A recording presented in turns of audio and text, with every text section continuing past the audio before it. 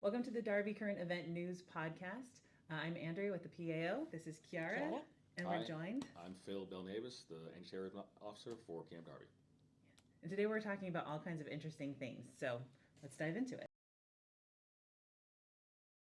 Viareggio Carnival is about to start also. Yeah. It starts on February 8th. It goes on until March 4th. And it's going to be every weekend. So that's a huge event for the area. Great event. Yeah. Have you ever been there? It's one of my favorite events in all of Italy. I think it's so, I've never seen anything like it, you know? Yeah. They have these huge floats that come down, and I mean, you kind of think of like Macy's Thanksgiving Day Parade or something like that, but they're all handmade out of paper mache. Yeah. And it's just, they're moving parts, and they're very expressive. They're and there's huge. dancers. They're huge. They're absolutely massive. And they all have deeper meaning in them. So sometimes it's political, sometimes it's cultural. It's all satire based. It's It's really, really good. Yeah. Have you guys been to it too? Yes. Yeah. And It's definitely an event to do if you're in the Tuscany area for sure. I mean, people come up from all over Italy to see the Viareggio Carnival anyway. But be prepared for the crowds because it's very crowded. Is it well organized? Like as far as parking, traffic, transportation? I mean, I needs? think for the most part, you buy your tickets online, which is probably the easier way to get your tickets. And then parking is, it's roll of the dice, because Yeah. obviously, you're paying for parking. There's no included parking, so plan accordingly. If you decide to go to Carnival, go a little bit early, try and find parking areas. But there are Or plenty by of, train. or by train. Yeah, train's the other option. We've done the train. We've done it that way.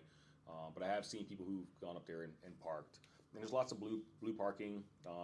The white parking spots, which are usually the free ones, are usually taken, by Yeah. people who are around there. But blue parking, there's plenty of parking. You can use Easy Pass to get parking accomplished, and worth it. And while most of the event is in the afternoon, the first course is in the evening, and they have Right. fireworks and Yeah. cannonball. I think they do the big fireworks on the first day and the last day. Right. And it is a big show. We were impressed with it. And we went last year on the very last day, and it had started to kind of rain, but they did the fireworks anyway. Big, huge Nice. display. I mean, it was remarkable. It's a lot of very fun. worth going. There's a bird which is very famous at Camp Darby, and everybody's like following his flight from Germany to Tuscany, and then he adores to stop by at Camp Darby. He comes back every year. He is an Egyptian ibis. Ibis? I don't know the exact pronunciation. How would you say? I call it an ibis. Ibis. Is that what you say too? Yeah, Ibis. Yeah. Yeah. Okay, Italian people will call him ibis, but that's kind of natural. And his name is Jesus. Jesu. Jesu. Yeah, Do we know where the name came from? not sure, but he has a collar, and he's followed by. You can follow his flight with an app. I think the that's- school kids. I know Michael has said that they've tracked his movements Really? before. Yeah, That's yeah. cool. So where is he leaves out of Germany and then he's going back to Egypt, or does he, because this isn't his final destination, right, here at Camp Darby? No, he goes. I think his home is actually in Germany, but during the winter when it's too cold up there, he comes down here, Oh. Interesting. and he's often accompanied by a female. But this year He's got a girlfriend. yeah, but they haven't seen her. But they've been together. They've been flying together for 3 or 4 years already. Yeah. So she hasn't showed up this year yet? No. Well, That's relationships can be tricky. Sometimes road trips are hard, Yeah. when you're a True. couple, maybe they need a little time apart. Yeah, and the story was picked by Il Tirreno, the local newspaper. So Wow. Wow. it was the cool story is that he comes back to Camp Darby because he likes the environment. Nobody's bothering him, and actually everybody's taking care of him because it's fun to. He has this long beak, and he walks around like. It definitely helps that Darby is a protected area too. So the ability to maintain it and have respect for the local wildlife and things of that nature. I think the bird, for whatever case he may be, appreciates that he's not bothered and disturbed. 100%, yeah. Absolutely. Yeah, and he is like he's treated really well because I know every time he comes around, everyone gets all excited. And Jesus back, and Yeah. because he's very unique. I've never seen a bird like that in my entire No, life. and he totally became part of the community, so it's Yeah. so fun. It's He fun. did. In fact, the other day I was pulling in through the gate, and he was crossing right in front of the gate. I hit my brakes really quick. I go, I'm sorry. Go ahead. You know, you have the right of way. You don't want to hurt Shazoo. No, I would never want to hurt him. No? Yeah, he's so cool looking. And in fact, too, so we took a trip down to Egypt, my family and I, and when we were there, we learned all about this kind of bird, this Really? kind of ibis, because they said the ancient Egyptians believed that that bird was the god Thoth, like an incarnation of this ancient god. That's cool. So every time I see him now, I'm like, I see you. I wonder why Camp Darby community keeps him. Yeah. Yeah, So, he's very important. Yeah. They just placed 8 new tripping stones, and you know what they are? They are like copper stones that they put on the ground in the area where Jewish people used to live during the Second War. The war, World War Second. II. World War II, yeah. Yeah. And those people were deported, so it's just a way to remember them. Okay, interesting. And each town has a few, but Livorno just put 8 new ones.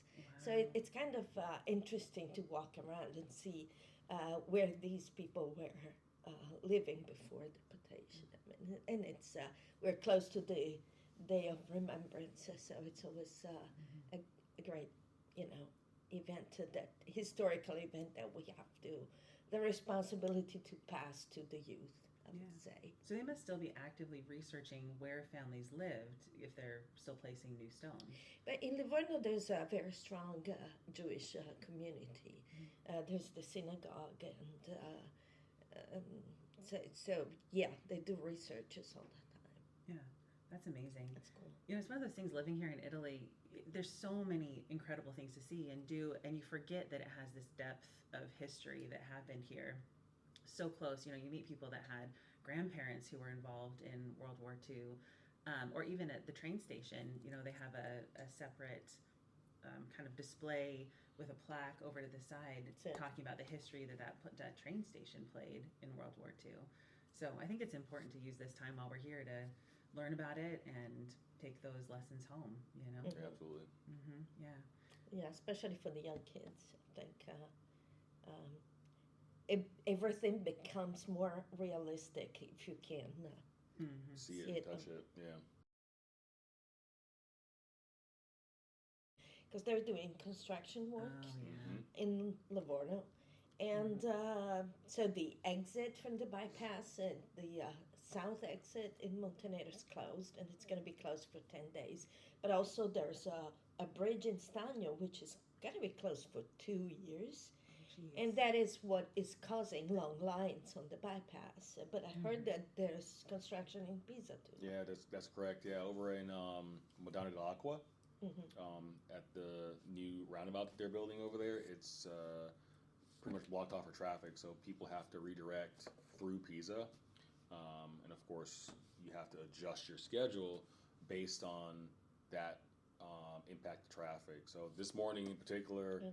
the normal time that I would leave to make it here, there was traffic backed up around where the Auto Grill is, if you know where that parking lot is, Right. over by the tower side, going down to the main Pisa Tower circle. There was traffic, through that intersection and all the way around. So it's kind of a drag, but So the alternative effective. route is just going downtown? yeah. So as far as I know, the alternative for me at least, where my location is, because they put up a sign that says until almost the end of March, I think, that the road that I usually take is closed only to exception vehicles. So to avoid that and not have to deal with any delays, I just try and go that route because it's familiar. Yeah. But I still try and vary my route, as everyone should do according to anti-terrorism policies. So Hmm. Absolutely. Yeah. It's going to be interesting to see how all the construction shapes up. Hopefully it can get resolved quickly so we can get. Afterwards, Yeah. it's going to be a nice road. So while we talked about news outside the community, there's a lot going on inside our community. Did you hear about the cheerleaders coming? Yes. Yeah. I'm so excited about that. Yeah, we had some NFL cheerleaders come last year, and it was so fun. They came and did a camp with the kids. They do a halftime show, amazing halftime show during a flag football game. I cannot wait to have the Buccaneers cheerleaders. Yeah, but come. I think the boss group this year is handling that in conjunction with MWR, and they're going to have another flag football game. So if you're interested in playing flag football, reach out, to MWR, and they'll put you in contact with whoever is planning it. Mm-hmm. Yeah. Absolutely. That's so cool. And the week after, on Wednesday, the cheerleaders are going to Vicenza. So if you miss them here, you can still get to see them in There you go. Vicenza if you want to. They're doing the grand tour of Italy. That's so cool. Plus, I heard that the library is looking for volunteers to read more books to the kids because that's something that's always going on during the year, and kids love it. So Yeah. If you're interested, reach out to the local library on your installation, whether it's Vicenza or here at Camp Darby, and they're always looking for volunteers to read for a story hour, read to the kids and stuff. So reach out to your librarian. It's cool how the kids can interact, and they all get so excited, and they love the library. Yeah, it's true. Who doesn't love the library? For more events, be sure to take a look at our website and on our social media pages.